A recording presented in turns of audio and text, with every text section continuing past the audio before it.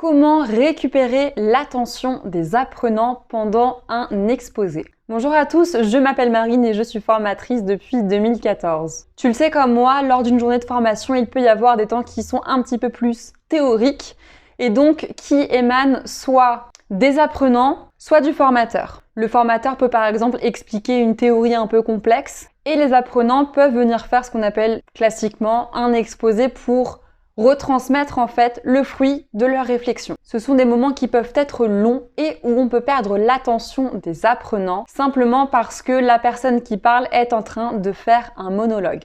Donc la question qu'on va se poser, c'est comment mettre un peu de peps, un peu de vie, un peu de fun et surtout beaucoup de plaisir dans ces moments-là. Avant de te partager mon astuce, je t'invite à t'abonner à ma chaîne YouTube et bien sûr à liker cette vidéo. On va créer toi et moi la première chaîne YouTube dédiée à la formation où on y partage des outils qui sont concrets, ludiques et faciles à mettre en application. Je pense qu'on va être sur la vidéo la plus courte de la chaîne tellement mon astuce est simple. Si on se donne une image pour illustrer cette astuce avant que je te l'explique, moi, j'appelle ça la stratégie de la valise à l'aéroport. Mais qu'est-ce que c'est, tu vas me dire? En fait, quand tu rentres chez toi, par exemple, imaginons que tu es parti 2 semaines en vacances. Donc, tu as kiffé tes vacances. Franchement, c'était trop bien. Mais tu es content aussi de rentrer chez toi. Donc, tu arrives à l'aéroport Roissy-Charles de Gaulle, soyons fous, et tu vas récupérer ta valise. Et donc, que font la plupart des gens? Et je me mets bien sûr dedans. Eh bien, ils se mettent en fait devant le tapis et ils guettent comme ça leur valise. Et en fait, qu'est-ce qui se passe? Il y a une valise qui passe, une deuxième, une troisième, une quatrième, une cinquième, une 18e, mais c'est toujours pas la tienne. Et pourtant, tu ne perds pas espoir, tu restes toujours là. Les valises passent, la 35e est là, oh, enfin ta valise, c'est merveilleux, c'était la 45e. Dans l'astuce qu'on va se partager aujourd'hui, c'est un peu la même histoire, tu vas voir. Allez, c'est parti, je te l'explique. Comme je te l'ai dit, on peut utiliser en fait cette astuce à 2 moments différents. En fait, ça dépend qui va parler. Soit c'est le formateur qui va parler, qui va expliquer quelque chose, soit c'est un apprenant ou un groupe d'apprenants qui va venir exposer quelque chose. Aujourd'hui, on parle d'exposer.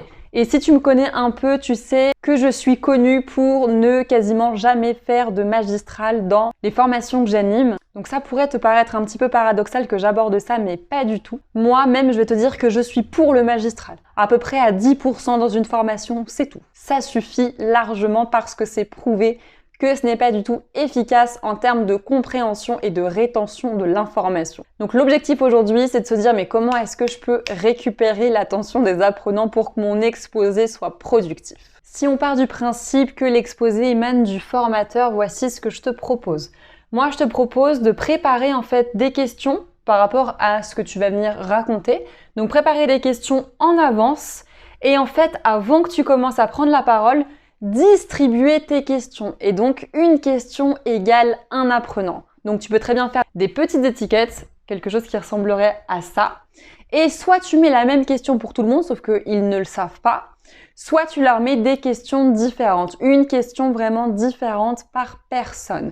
L'objectif des apprenants, t'écouter en fait pendant tout ce moment où tu vas parler pour non seulement avoir plein d'informations, mais aussi avoir la fameuse réponse à la question que tu leur as donnée. Et à la fin de l'exposé, bien sûr, l'idée c'est de faire un tour où chacun va lire sa question, va y répondre et les autres, pourquoi pas, peuvent bien sûr venir la compléter. La deuxième possibilité qu'on a quand on fait un exposé, c'est que l'exposé en fait émane d'un apprenant ou d'un groupe d'apprenants.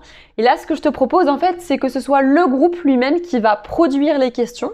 Et donc, par exemple, s'il y a 5 apprenants dans le groupe, eh bien, il y aura 5 questions. Soit c'est une seule personne dans le groupe qui fait les 5 questions, soit c'est chaque apprenant de ce groupe qui fait chacun une question. Et ensuite, chaque apprenant va distribuer la question qu'il a écrite à quelqu'un. Voilà, il va lui offrir, c'est un petit cadeau. Et bien sûr, comme il y a plusieurs groupes, les autres aussi groupes auront écrit des questions qu'ils iront distribuer aux autres apprenants. Donc moi, Marine, hop, je vais récupérer une question. Et là, le groupe d'apprenants s'installe, les groupes passent les uns après les autres. On a tous notre petite question en fait, qu'on soit en train de faire notre petit monologue ou qu'on soit assis sur notre chaise.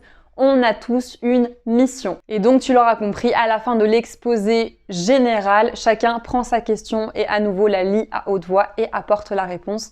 Et les autres membres du groupe peuvent compléter si besoin. Cette courte vidéo et cette énorme astuce s'arrêtent ici. Si elle t'a plu, je t'invite à la liker bien sûr et à la commenter. Je t'invite également à partager cette vidéo si tu la trouves pertinente. On se retrouve comme d'habitude toutes les semaines pour de nouvelles vidéos.